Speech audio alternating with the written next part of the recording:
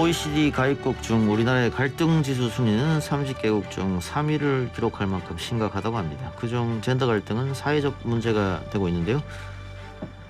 내년 대선을 앞두고 준비한 2020 대선 아젠다 특별대담 세 번째 시간, 오늘은 젠더 갈등에 대해서 이야기 나눠보겠습니다. 장종화 전 더불어민주당 청년 대변인, 신지혜 한국여성정치네트워크 대표 나왔습니다. 어서 오십시오. 네, 안녕하세요. 예, 안녕하세요. 신 대표님은 지난 보궐 끝나고 어떻게 지내셨습니까? 지금 열심히 한국여성정치네트워크라고 하는 단체에서 일을 하고 있고요. 예. 또 정치권 내에서 성폭력 문제가 굉장히 심각하지 않았으니까 예. 아직도 풀어야 할 숙제가 많다라고 느끼고 있었습니다. 예. 장 전 대변인 지금 강원도에 사시죠? 네, 여전히 강원도 양양에서 예. 새 아이를 잘 키우고 있습니다. 예. 새 아이 키우는 거 어렵지 않으세요? 지금 좀 이제 적응됐습니다. 이제 1년 정도 됐기 때문에. 예. 아들만 셋입니까? 막내는 딸입니다. 아, 딸이고. 예. 그래요. 자, 본격적 이야기 하기 전에 시민들이 느끼는 젠더 갈등은 어느 정도인지 먼저 듣고 오죠. 실제로 남혐 사상을 가지신 분들을 만나본 적이 있어요. 한 5분 정도. 공적인 자리가 아니라 이제 사적인 자리에서는 좀 아무렇지도 않게 한남 진짜 싫다 뭐 이런 용어들 되게 아무렇지도 않게 쓰시는 경우를 좀 봤던 것 같고, 제가 실생활에서 젠더 갈등에 대해 직접적으로 느낀 적은 없습니다. 하지만 뉴스나 SNS를 통해서 보는 경우가 많아가지고 이런 젠더 갈등 분위기가 사회 전반적으로 확산되고 있구나를 점차 느끼고 있습니다. 네, 두 분의 이야기를 들어봤는데요. 저도 개인적으로는 오프라인에서 뭐 이렇게 젠더 갈등, 남혐, 여혐을 들은 적은 없습니다만 온라인, 뭐 특히 커뮤니티, SNS에서는 늘상 접하고 있는 것 같아요. 오늘 주제가 젠더 갈등인데 두 분이 피부로 느끼는 젠더 갈등은 어느 정도인지요? 일단 신 대표님. 저는 젠더 갈등이라고 하는 단어 자체가 부적절하게 느껴져요. 예. 저는 오히려 청년 세대 내에 이 집단 내 생존 투쟁에 가깝다고 보고 있는데요. 남성 청년 같은 경우에는 군부대 문제 같은 것들을 이야기하고 있고, 혹은 일자리 문제 관련해서 여성 경력 단절 여성들을 지원해 주는 것보다 청년들을 지원하는 것이 맞지 않느냐, 이런 주장들도 이제 집단 내에 있습니다. 반면 여성 같은 경우에는 성폭력이나 가정폭력, 뭐 사이버 성폭력 이런 것을 종식시켜야 한다라고 주장을 하고 있죠. 저는 청년들 사이 내에 다른 원인들을 갖고 있는 집단들이 서로 간 약자로서의 생존 투쟁을 하고 있는 것이라고 보고 있고요. 이 문제가 충돌할 문제가 아닌데도 불구하고 정치권 내에서 청년 여성과 남성이 마치 대립하는 것처럼, 그리고 원래 우리가 갖고 있던 파이를 두 집단 중에 한 명이 제로섬 싸움처럼 쟁취해야 하는 상황들을 만들면서 이러한 갈등들이 더 격화되고 있다고 보고 있습니다. 근데 반면에 여성 같은 경우에는 이 안에서 본인들이 원래 이야기해왔었던 성폭력, 그리고 내 일상을 안전하게 국가가 좀 지켜달라라고 하는 목소리들은 오히려 뭐 페미니스트들의 과격한 목소리, 혹은 정당하지 않은 주장인 것처럼 사소화되는 경향들이 지금 보여지고 있다고 봅니다. 예, 장종화 대변인. 방금 신지혜 대표님 말씀하신 것처럼 이 젠더 갈등이라는 게 실제 현상으로는 젠더 갈등처럼 표현되고 있지만, 이런 다른 청년들의 어려운 주거나 취업이나 이런 어려운 부분들에서 생겨나는 갈등들이 이 젠더 갈등이라는 현상으로 나타난다는 이 진단에 일부분 동의하고요. 예. 그건 다만 이제 말씀하셨던 것처럼, 제가 좀 전에 말씀드렸던 것처럼 이 실생활에서 이 젠더 갈등이 그렇게 심각하느냐. 근데 이런 젠더 갈등, 성차별 이런 문제에서 여성분들은 물론이지만 남성분들도 마찬가지로 이런 어떻게 개선해 나갈 것인가, 이런 토론과 논의의 장에서 활발하게 참여하고 계시고 그런 거를 공감하고 계시거든요. 근데 다만 온라인이나 커뮤니티 이쪽에서는 굉장히 조금 온도차가 있는 이런 상황인 걸로 생각하고 있고요. 다만 이 다른 갈등, 예를 들어 빈부 갈등이나 뭐 세대 갈등, 예. 이런 진영 갈등 이런 거에 비해서는 현재 젠더 갈등이라는 현상이 단연 돋보이는 상황이다. 이거는 맞는 말인 것 같습니다. 그게 단연 돋보이는 건 아까 신 대표님은 정치권에서 조금 조장한 측면이 있다 이렇게 보시는 겁니까? 네, 그리고 지금 국민의힘 대표이신 이준석 대표가 거기에 가장 앞서서 나가시면서 지금 뭐 하고 계시죠. 그리고 얼마 전에 논란이 됐었던 뭐 안산 선수에 대한 페미니스트 논란 같은 거에서도 전혀 나서지 않아도 되는 국민의힘 대변인이 먼저 이제 나서기도 했었고 거기에서 오히려 선수가 그것에 대한 책임이 있는 것으로 한 제1 야당의 대변인이 몰아가지 않았습니까? 그런 측면들을 보면 온라인 안에 사실 극소수에 머물러야 할 극단적인 목소리들을 정치권이 반영하기 시작하면서 갈등이 더 외연히 확장되는 것 측면이 있다고 봅니다. 안산 선수에게 뭐 페미니스트 논란 제기했던 쪽에서는 어떻게 보면은 뭐 객관적으로는 켜오표를 당한 것 같은데 만일 안산 선수가 메달리스트가 아니었다고 해도 그랬을까 결론이 뭐 그런 의심은 좀 들기는 해요. 말씀하신 것처럼 국민의힘 대변인이 또 논란의 핵심은 남혐 용어 사용이 있었다 안산 선수 걸 두고 이렇게 얘기한 바람에서 더 시끄러워지긴 했습니다만 최근에 또 그 손가락 논란으로 여러 기업체들이 또 곤혹을 겪었는데 최근에도 뭐 계속 그러고 있는 것 같습니다. 그거는 어떻게 생각하세요, 장종화 대변인은? 그 손가락 논란이나 이런 여러 가지 남혐 표현이다라고 이제 지목되고 있는 표현들이 사실 이런 남혐 표현이다라고 계속 이제 지목되면서 이제 와서는 거의 남혐의 대명사처럼 약간 자리매김하는 그런 과정이 된 것 같고요. 예. 조금 전에 이제 안산 선수 관련 이야기가 있었는데 저는 이렇게 생각합니다. 안산 선수가 페미니스트이냐 아니냐라는 지점이 논란이 되는 것 자체가 저는 지금 맞지 않는 논란이라고 보고요. 이런 거는 마치 홍석천 씨가 예전에 커밍아웃을 하면서 이 거의 방송이나 이런 데에서 거의 배제가 된 그게 2000년도였었거든요. 그런 정도의 논란에 우리 사회의 이 갈등을 현상을 퇴보시키는 정도의 논의 수준이라고 저는 생각하고 있습니다. 그 집게손가락 관련해서는 이게 기관이나 그 공공기관 같은 곳에서도 사과를 했었잖아요. 근거 없이 집게손가락이 남혐의 어떤 이미지다라고 하는 온라인 안에서의 주장에 동의하면서 공공기관이 사과하고 나섰고 거기에 이준석 대표나 몇몇 정치인들이 동참했고 그리고 말도 안 되는 이런 주장에 국가기관이 힘을 실어주는 모습을 보면서 저는 오히려 차별주의자들, 성차별주의자들이 바깥으로 나오게 만드는 계기를 만들었다고 생각해요. 그래서 근거 없는 소문에 좀 휘둘리지 말고 사실 집게손가락이 뭐 저도 그렇고 많은 페미니스트들에게 남성 혐오를 하는 이미지로 작동하지 않았거든요. 예? 사실 근거 없는 소문이에요. 이제 거기에 호응하지 않고 힘을 실어주지 않는 것이 매우 중요한 것 같고 그것이 결국 이제 안산 선수 테러 사건까지로도 나아가게 된 것 같습니다. 근데 장종화 대변인이 안산 선수가 페미니스트다 아니다 이걸 논란 자체가 좀 아니라고 말씀하셨잖아요. 네. 이런 건 어떻습니까? 뭐 정영진 씨라든가 김용민 씨가 과거에 성차별적 발언을 했다고 예정된 MC 자리에서 여성 단체에서 대거 항의하면서 물러났거든요. 근데 그런 거는 정당한 항의인가?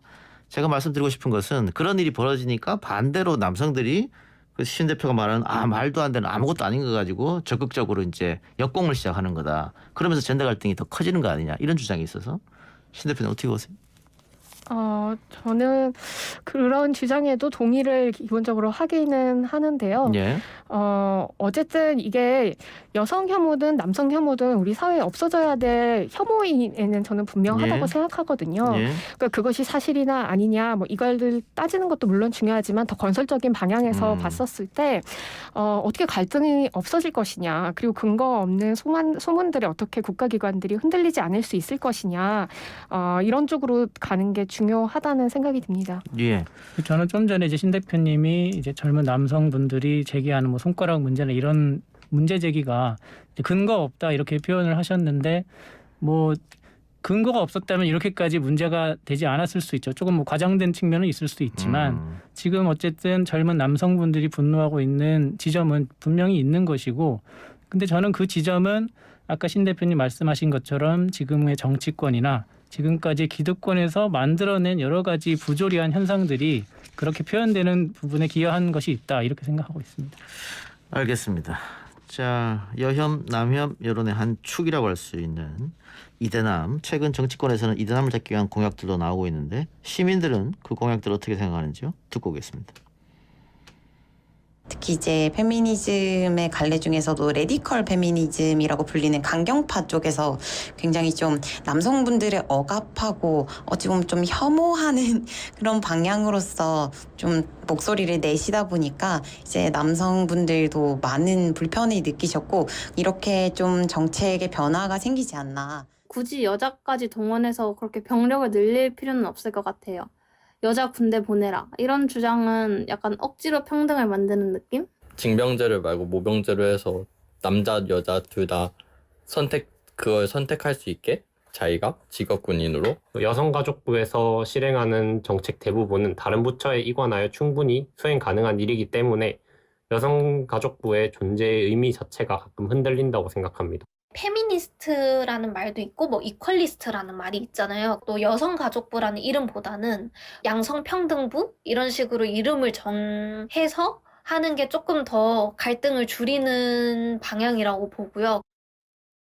예, 남녀 평등 복무 문제 얘기도 나왔고 여가부 폐지론 이야기도 나왔었는데요. 일단 맨 처음에 언급하신 분들 이야기, 레디컬 페미니즘이라고 불리는 강경파 쪽에서 굉장히 남성분들을 억압하고 혐오하는 그런 방향으로 목소리를 낸다. 그래서 일부 또 남성들은 페미니즘에 누가 반대하겠느냐, 레디칼에서 반대한다, 이런 내용 이야기를 또 하시는 분들도 계십니다. 신 대표님 얘기 어떻게 보세요?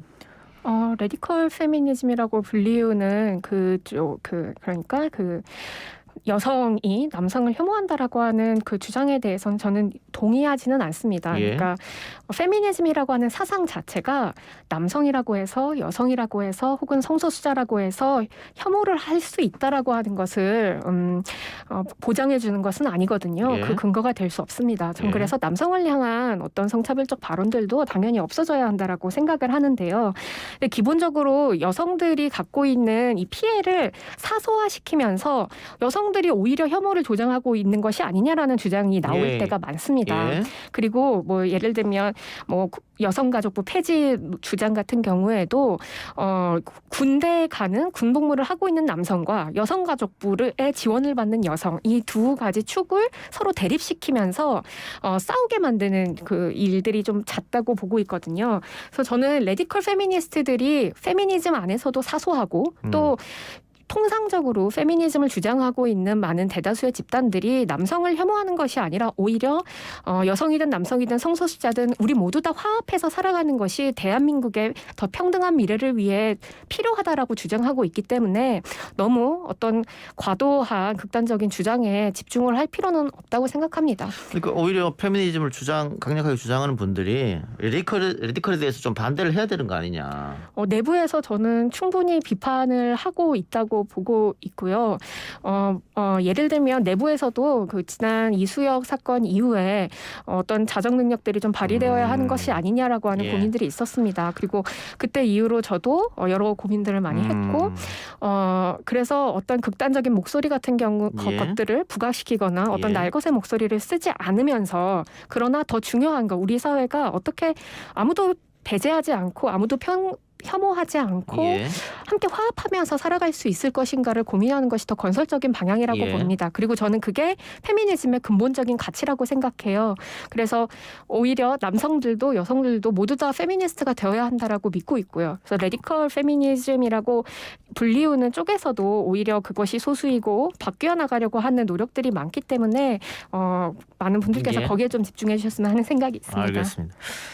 저는 뭐 이제 40대 중반을 넘어서서 남자라고 태어나서 혜택을 많이 받은 입장으로 군 복무를 여성도 같이 해야 된다. 감히 상상도 못했는데 이런 얘기를 요즘 20대 남은 군 가삼제 부하를 뛰어넘어서 남녀가 평등하니까 당연히 군 복무도 여성도 같이 해야 된다. 이런 이야기까지 하고 있는데 이게 아마 젠더 갈등이 심화되면서 2030 남성들이 역차별 받고 있다. 오히려 우리가 그런 차원에서 나오는 이야기 아닐까 그런 생각도 드는데요. 그러니까 지금 젊은 남성분들이 느끼는 이런 분노나 역차별에 대한 감정은 사실 저는 이렇게 생각합니다. 지금까지 우리 사회에 여전히 존재하고 있어왔던 여성차별이나 이런 불평등 이런 구조적인 문제를 지금까지는 어떻게 이 편승해서 살아오다가 갑자기 지금 젊은 남성, 이 시대를 살고 있는 젊은 남성들한테 그동안의 빚과 이자까지 다 엎어서 어허. 짊어지게 하고 있다는 느낌을 받는 거죠. 예. 사실 본인들이 20대, 30대들이 지금 나서 자라온 이 20, 30년의 기간들은 그분들의 실생활 안에서는 그렇게 큰 성차별이나 남녀 간의 그런 갈등이 크지 않았는데 예. 그 실제 존재했던 사회적 구조의 불평등, 취업이나 이런 기득권들이 가지고 있는 불평등한 구조를 그 자체를 해결하지 않고 청년들한테 떠넘김으로써 이런 젊은 남성들의 박탈감이나 이런 상실감이 더욱 커졌고 그런 분노가 이렇게 표출되고 있는 것이다 이렇게 보고요. 그런 차원에서 이런 군 복무의 남녀 평등 복무는 사실 군대 갔다 오신 분들이라면 지금 상황의 군 구조나 군 복무 형태가 남녀 복무를 같이 할 수 없는 구조라는 걸 알고 있을 겁니다. 예. 거의 억지 주장이라는 걸 알고 있음에도 불구하고 이거 너무 힘드니까 너네도 같이 좀 힘들자 이런 차원에서 나오는 거거든요. 예. 이거는 군 복무나 이런 문제가 아니고 구조적으로 지금 존재하고 있는 우리 사회의 불평등 이런 문제들을 사실상 근본적으로 해결하지 않는 이상 계속 약간 억하심정식으로 나올 수밖에 없는 이야기가 아닌가 싶습니다. 예. 신 대표는 이 젊은 남성들이 주장하는 역차별에 대해서는 어떻게 생각하세요? 저는 군대 내의 인권 문제, 반인권적인 문제, 폭력의 문제들은 전 해결되어야 한다고 봅니다. 예. 그리고 군 복무를 이행하신 장병들을 대상으로 하는 지원 정책 같은 것들이 있어야 한다고 보고 있는데요. 그게 군 가산점제라고 생각하진 않습니다. 예. 왜냐하면 군 복무를 못 가는 뭐 장애인 분들이나 하시는 분들께서 또 다른 차별을 당할 수 있고 또 공무단 인권에 문제가 생길 수 있기 때문에 그런데요. 대신 저는 사병들의 인권 문제를 해결하고 임금을 제대로 지원하는 것이 아하. 필요하다고 보고 있고요. 예. 근데 문제는 몇몇 정치권에서 여가부를 폐지해서 그 돈으로 사병들을 지원해주면 되는 것 아니냐라고 주장하고 있는 게 문제라고 생각해요. 뭐 대표적으로 유승민 후보 같은 경우가 그랬는데요. 근데 여가부는 지금 있는 정부 부처들 중에서도 예산을 매우 조금 갖고 있는 그 부처이고 특히 갖고 있는 1조 2천억 원 가량의 전체 예산 중에 젠더 관련해서 사용하는 예산은 10%도 채 되지 않습니다. 1,000억 원이 되지 않아요. 근데 그 예산으로 어떻게 사병을 지원해 준다는 것인가? 그리고 그 여성을 대상으로 하는 정부 지원 정책이라고 하는 게 결국 뭐 예를 들면 성폭력의 피해를 입은 아동이나 청소년, 그다음에 뭐 한부모 가정들을 지원하는 정책인데 그럼 그것을 모두 다 폐지하고 군대에 지원을 해준다는 것인가? 이게 사실 앞뒤가 맞지 않는 정책이거든요. 그래서 국민들을 매우 수준이 낮은 그 지성이 없는 집단으로 인지하고 이런 말도 안 되는 정책들을 낸 것이 아닌가라는 생각이 들고요. 따로따로 보는 것이 옳은 것 같습니다. 군대 문제도 개선되어야 되고 성폭력 문제도 해결돼야 되는 것이겠죠. 예. 근데 여가부 폐지는 뭐 저는 이게 뭐 어떤 후보든 이것을 이뤄낼 수는 없다고 보고요. 정치적 워딩이었다고 생각하고 다만 여가부 폐지에 대해서 찬반 여론조사를 물으면 폐지해야 된다는 여론이 더 많아요. 이거는 왜 그런 여론이 나온다고 신 대표 생각하세요? 여성가족부가 현재 여성들을 위해서 정책들을 제대로 잘 이행하고 있는가에 대해서 부족함을 느끼는 여성들이 더 많다고 생각합니다. 근데 그건 여러 가지 이유가 있어요. 일단 부처 내에서 힘이 없고 예산이 부족한 문제가 있겠죠. 아까도 말씀드렸었던 것처럼 너무 예산이 적어서 엠번방 사건이나 성폭력 문제 같은 것들을 해결하기에는 힘이 적은 거죠. 혹은 아니면 성폭력이라고 하는 문제 자체가 여가부 하나만 해결할 수 없다는 것도 문제 중에 하나입니다. 뭐 노동 안에서의 문제도 있고 복지부가 해결해야 되는 것도 문제들도 있고. 근데 이것들을 전반적으로 각 부서에서 정책을 이행하기 위해서 사실은 대통령이 어떠한 의지를 갖고 이것을 실행을 해야 하는데 혹은 공무원들이 그렇게 잘 움직여야 되는데 그것이 좀 부족한 것이 사실이다. 그래서 저는 다음 대선 주자들은 이 증폭되는 뭐 젠더 갈등이라고 불리우는 집단 내의 어떤 투쟁, 그다음에 여성의 그 성폭력과 그다음에 일상에서의 안전의 문제를 해결하기 위해 제대로 된 해답을 가져와야 한다고 보고 있습니다. 그게 여성가족부 폐지가 아닌 것은 분명하겠죠. 예, 예산이나 권한이 더 적었기 때문에 제대로 된 여성 정책을 내지 못해서 그래서 여성가족부 폐지가 더 많았다? 네, 여성 내에서도 그것 때문에 여가부의 결과가 부족해서 제대로 잘 작동하지 않는다라고 하는 비판의 목소리가 적지 않았죠. 장전 대변인 이 이야기에 동의하지 않을 것 같은데. 우선 여가부의 역할 자체가 부실했던 점은 뭐 명실상부한 것 같고요. 예. 그렇기 때문에 여가부를 폐지해야 된다. 사실 폐지하는 방향은 저는 맞지 않다고 보고 우선 이 개편은 필요한 것 같습니다. 성평등부나 이렇게 중립적인 단어를 사용하면서 단순한 성평등뿐만이 아닌 또 모든 차별 그리고 우리나라의 인권 문제를 함께 신경 쓸 수 있는 곳으로 좀 더 권한과 이런 역할을 확대해야 될 것 같고요.